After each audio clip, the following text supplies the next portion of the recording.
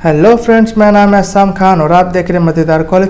Previous lecture में हमने देखा था कि कंपनी को अगर सिक्योर डिबेंचर इशू करना है तो उसके कौन से रूल को फॉलो करना पड़ता है। रूल नंबर 18 दैट इज़ 2014 का रूल। ओके, सो आज के इस लेक्चर में हम बात करने वाले requirement as per SEBI for issue of debenture. Company को सेबी के हिसाब से डिबेंचर को इशू करना है तो क्या क्या रिक्वायरमेंट लगेगी। ठीक है, सेबी का फुल फॉर्म क्या होता है? Security exchange board of India. Okay, तो चलिए देख ले। सबसे पहला पॉइंट आता है मिनिमम सब्सक्रिप्शन। का मतलब क्या से?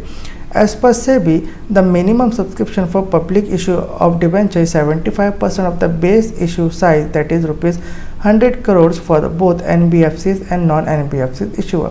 अब चिल्ड्रन SEBI के हिसाब से जो बेस इशू साइज़ है, कंपनी का बेस इशू साइज़ होता है डिबेंचर का 100 करोड़ रुपीज़। मतलब कंपनी को कम से कम इतने का डिबेंचर जो इशू करना ही होता है। ठीक है, तो SEBI के हिसाब से 75% जो है ना कम से कम सब्सक्रिप्शन कंपनी को मिलना ही चाहिए। ठीक है, 75% कितना होगा? 100 करोड़ का 75 करोड़, राइट। तो 75 करोड़ रुपए ना कंपनी को एज अ डिबेंचर जो इशू करती है उसके बदले में उनको पैसा मिलना ही चाहिए, 75% मिलना ही चाहिए। ठीक है, अगर चिल्ड्रन मान लो कि लोग उस डिबेंचर खरीदते ही नहीं, 75% उसको आता ही नहीं, कंपनी को 75 करोड़ रुपये आता नहीं, तो क्या करना पड़ेगा? Further, if the company issuer does not receive minimum subscription for its base issue size, that is 75%, then entire application money should be refunded within 12 days from the date of closure of the issue।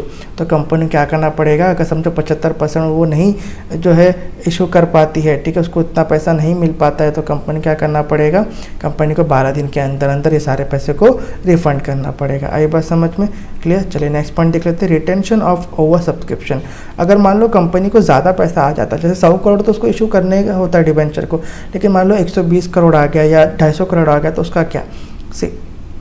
Company can retain over subscription money. अब company क्या कर सकती है? Over subscription कर सकती है। मतलब अगर ज़्यादा पैसा आया तो उसको वो रिटेन कर सकती है, रख सकती है अपने पास। कितना रख सकती है? Say company allows the issuer to retain the over subscription money up to the maximum of 100% of the base issue size or any lower unit as specify in the offer letter या letter of offer या prospect.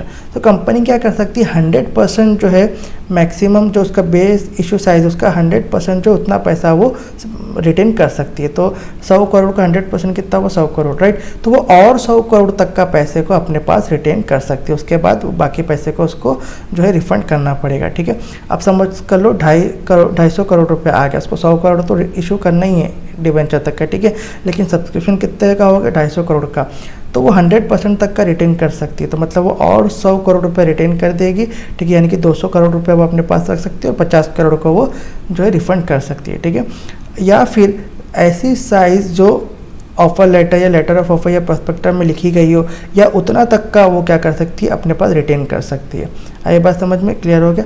चलिए उसके बाद से underwriting. अब underwriting क्या होता है? See the company may enter into an underwriting agreement with an underwriter for its public issue of the debenture.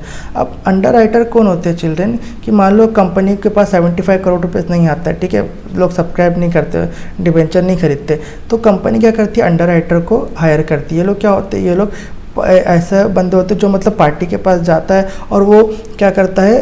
उनको मतलब पार्टी ला के देता है, फिर वो पार्टी क्या करते हैं? कंपनी का जो डिबेंचर है वो खरीद लेते हैं। आई बात समझ में?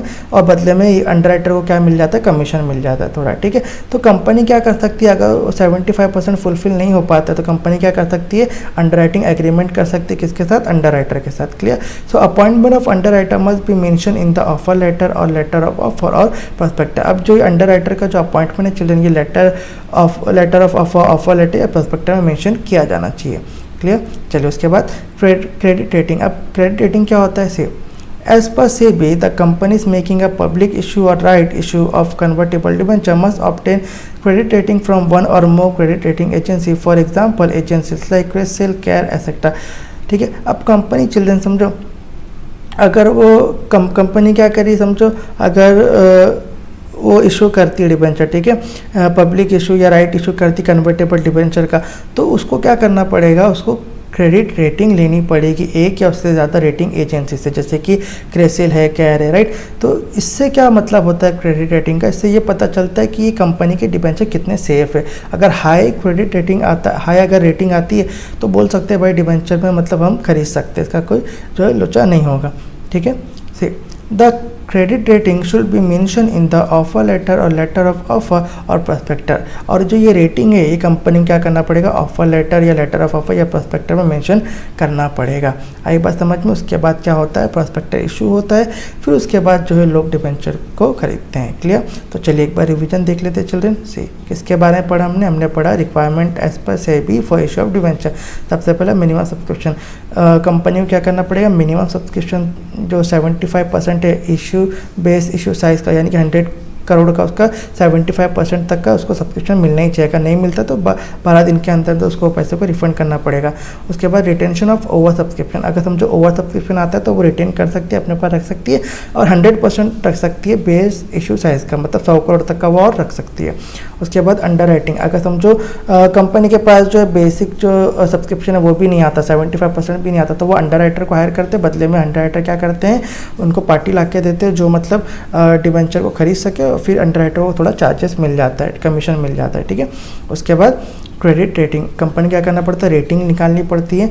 और जैसे कि एजेंसी है क्रेसेल कैरी क्या करती है, इनको रेटिंग करती है। अगर हाई रेटिंग हुआ तो समझो वो डिबेंचर कैसा सेफ है। आई बात समझ में। Clear. So I hope children आपको आज का लेक्चर समझ में आ गया होगा। अगर आपको आज का लेक्चर समझ में आया तो आप इस वीडियो को अपने फ्रेंड्स के साथ लाइक शेयर सब्सक्राइब करिए। मैं मिलूंगा आपसे नेक्स्ट लेक्चर में, तब तक अपना ख्याल रखें। Good bye.